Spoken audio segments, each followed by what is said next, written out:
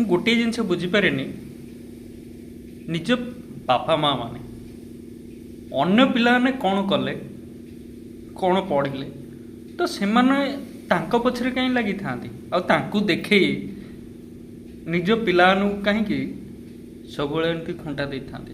ସେମାନେ କେବେ ଭାବିଛନ୍ତି ଏମିତି କରିବା ଦ୍ୱାରା ନିଜ ପିଲାମାନଙ୍କର ଜୀବନରେ କେତେ ସେମାନେ ଚାପଗ୍ରସ୍ତରେ ରୁହନ୍ତି, ନିଜକୁ କେତେ ଡାଉନଫଲ୍ ଫିଲ୍ କରନ୍ତି?